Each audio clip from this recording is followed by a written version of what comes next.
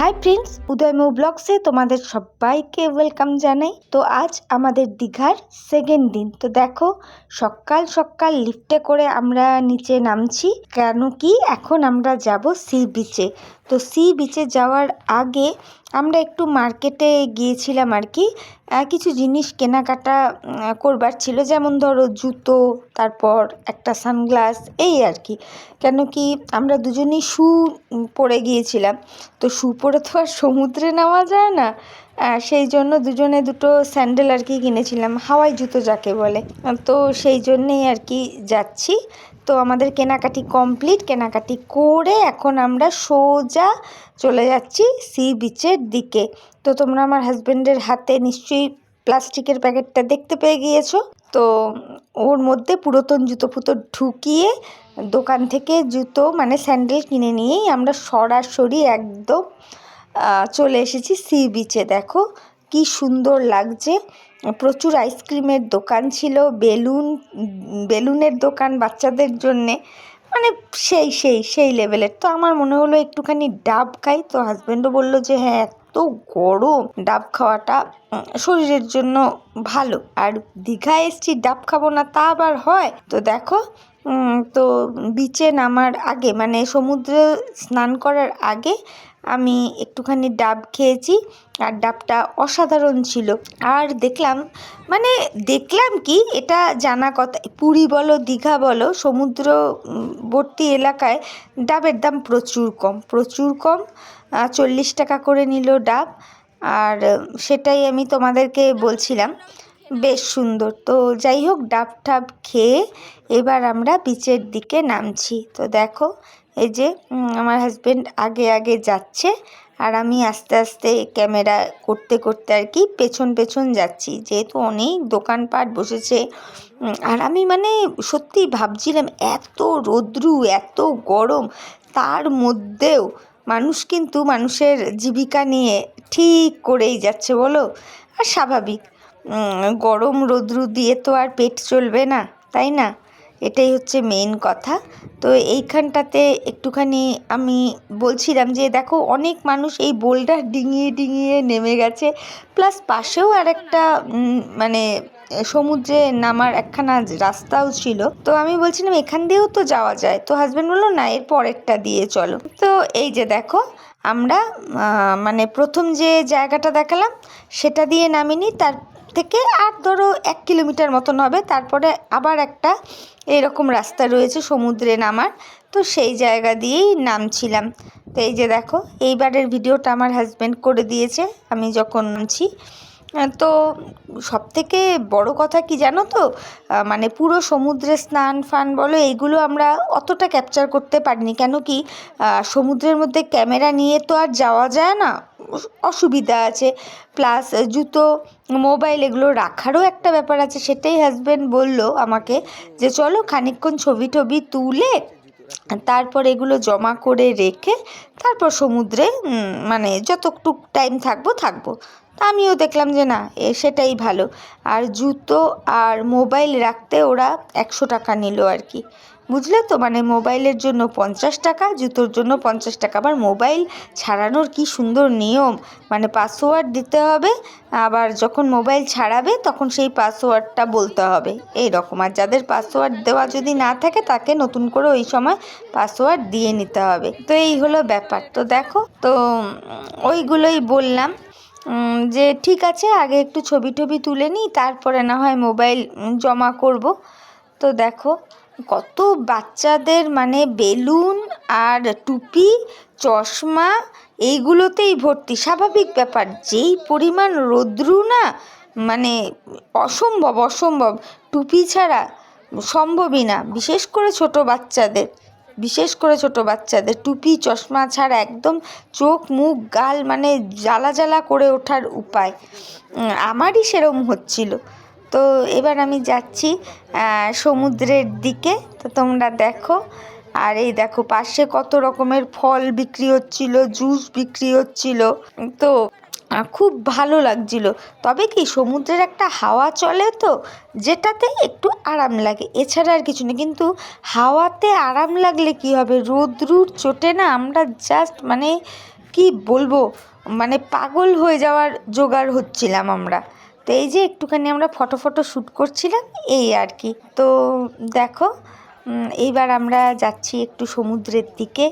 হাজব্যান্ডকে বললাম যে আমি একটুখানি জলে নামবো, বেশি দূর জলে যাব না, কারণ আমার শরীরটাও খুব একটা ঠিকঠাক ছিল না, এত জার্নি হয়েছিল। প্লাস যাই হোক, যাই সমস্যা থাকুক না কেন, অতটা ঠিকঠাক ছিল না। তো ওই জন্য আমি খুব একটা যে জলে গিয়ে ঝাই ঝাপাং করেছি ওই সব কিছু না, ওই হালকা ফুলকা কাছাকাছির মধ্যেই ছিলাম এই আর কি। তো ওইটাই আমার কাছে মজা।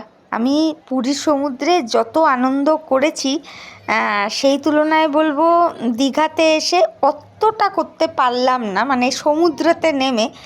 তাতে কি আছে, তাই না? আগে তো শরীর, তারপরে তো নেক্সট টাইম যখন আবার আসবো আশা করি যে শরীর তখন একদম পুরো ফিট থাকবে, দেন তখন না হয় করবো। হাজব্যান্ড তাই বলছিল যে তুমি বেশি দূর যেও না, কাছাকাছিতেই যতটা যা পারবে সেইটুকুতেই থাকো, আমি সেইটুকুর মধ্যেই ভিডিও করে দিচ্ছি। তো তোমরা জলটা দেখলেই বুঝতে পারছো যে আমি খুব একটা দূরে যে যাইনি। আর কি সুন্দর লাগছে দেখো, কি সুন্দর। আর প্রচুর মানুষ কত দূরে দূরে গেছে, খোদ আমার হাজব্যান্ডই অনেক দূরে গিয়েছিল, আর আমি পার থেকে দাঁড়িয়েছিলাম, দাঁড়িয়ে যতটা পেরেছি ভিডিও করেছি। আর তোমাদেরকে তো বললামই, যখন স্নান করা হয়েছে তখন তো আমরা ক্যামেরা বলো, মানে মোবাইল আর কি, মোবাইল জুতো সব জমা করে রেখে এসেছিলাম, এই হচ্ছে ব্যাপার। দেখো ভালো রকমেরই ভিড় হয়েছে, ভালো রকমেরই ভিড়। আর আমি তো সবসময়ই বলছি যে যেহেতু শিবরাত্রি পড়েছিল, মানুষ শুক্র শনি রবি 3টা মানে ছুটি পেয়ে গেছে এক নাগাড়ে, যার জন্য ভিড়টা ভালো হয়েছে। তো এই দেখো ঢেউগুলো এসে গায়ে পড়ছে, এইটাই আমার কাছে ভালো লাগছিল, আর কিছু না।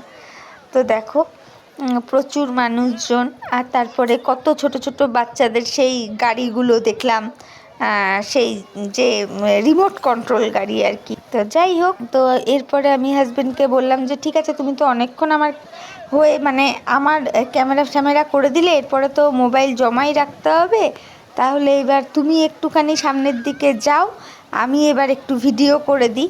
তো আমার হাজব্যান্ড তখন বলল যে ঠিক আছে। আর ও না মানে এই যে ঢেউটা আসছিল যে সেটার আবার একটু পিকচার নিল খানিকক্ষণ। তো তারপরে দেখো এবার ও একটু সমুদ্রের দিকে গেছে, আর আমি ক্যামেরাটা করেছি। আর দেখো ও তো আরও সামনের দিকে এগিয়ে গেছে, আমি তো আর যাইনি, ও একাই গেছে। তো অনেকক্ষণ প্রায় ঘন্টাখানেক মতো আমরা জলে আর কি ছিলাম। আমি না যাই আমার কথা বাদ দাও, ও ছিল আর কি।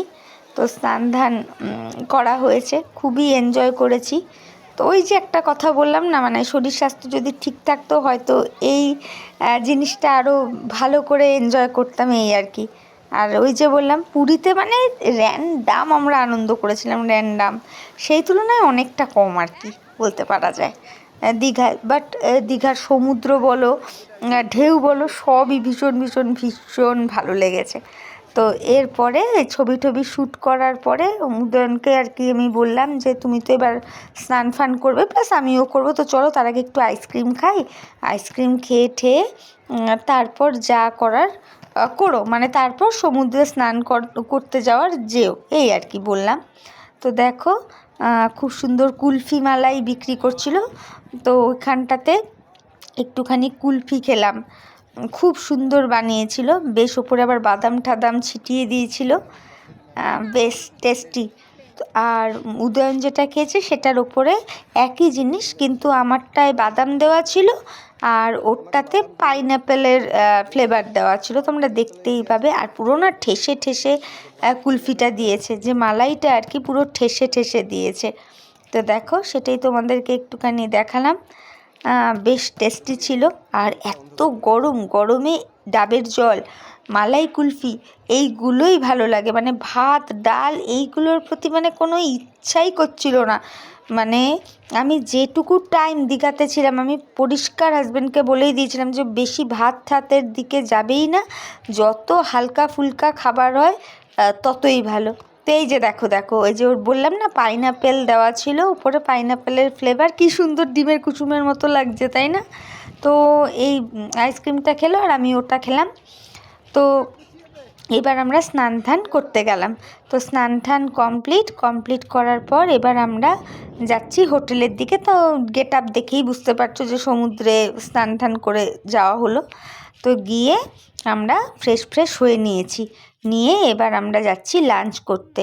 তো চলো আমার সাথে থাকো, দেখতে থাকো, দেখা যাক। বললো তো নিচ থেকে যে আধা ঘন্টার মধ্যেই নাকি লাঞ্চ দিয়ে দেবে। যদি দেখি যে দেরি হচ্ছে তাহলে আমরা অন্য কোথাও থেকে লাঞ্চ করে নেব। মানে এটা আমরা মন করেই নিয়েছিলাম আগে থেকে, আর সত্যি সেটাই হচ্ছে। তোমরা দেখতেই পাবে ঘটনাটা কি ঘটেছে। তো এরই ফাঁকে বলে রাখি, যে সমস্ত বন্ধুরা তোমরা আমার ভিডিওটা আজকে ফার্স্ট টাইম দেখছো, ভিডিও দেখে যদি ভালো লাগে তাহলে অবশ্যই সাবস্ক্রাইব করে আমার চ্যানেলের পাশে থেকো।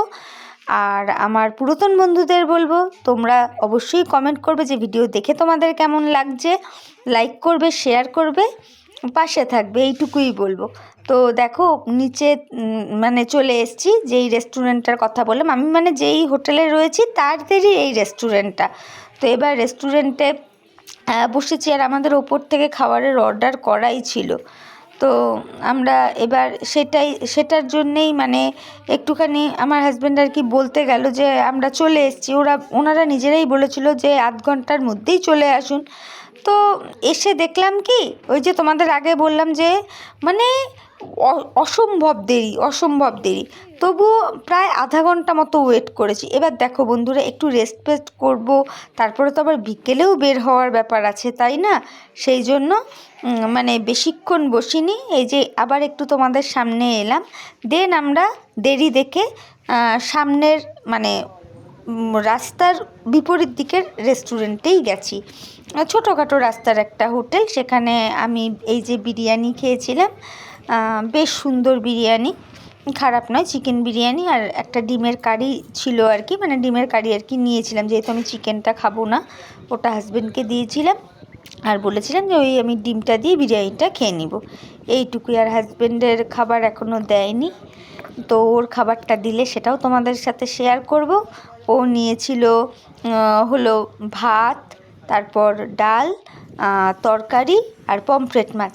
তো চলো ভিডিওটা আর বড় করছি না, এই ভিডিওটা এই অবধিই রাখবো। এরপর আমি আর ভিডিও শ্যুট করিনি। খাওয়া দাওয়া করে আমরা হোটেলে ফিরে গিয়েছিলাম, গিয়ে একটু রেস্ট করেছি, করে বিকেলবেলা কোথায় বেরিয়েছি সেটা জানতে হলে এর পরবর্তী ভিডিওতে অবশ্যই চোখ রেখো, ঠিক আছে? তো এই হলো ব্যাপার। তো হাজব্যান্ডকে কী খাচ্ছে বা কী দিয়েছে সেটা তোমাদেরকে দেখিয়ে এই ভিডিওটা আমি শেষ করব। তবে এইটুকু বলতে পারি, মানে রান্নার কোয়ালিটি ভালো, খুব ভালোও বলবো না, খুব খারাপও বলবো না, একদম চলনসই, ঠিকঠাক আছে, খাওয়া যায়। আর খোদ ওইখানকার মানুষজনই বলছে যে দিদি একদম তো বাড়ির মতো বা অন্যান্য জায়গার মতো হবে না, মোটামুটি রান্নাবান্না। তো আমিও দেখলাম যে না, ঠিক আছে। তো এই যে দেখো, আমার হাজব্যান্ডকে দিয়েছে ভাত, আলু ভাজা, ডাল, একটা তরকারি মিক্সড ভেজের মতন, আর হচ্ছে পমফ্রেট মাছ।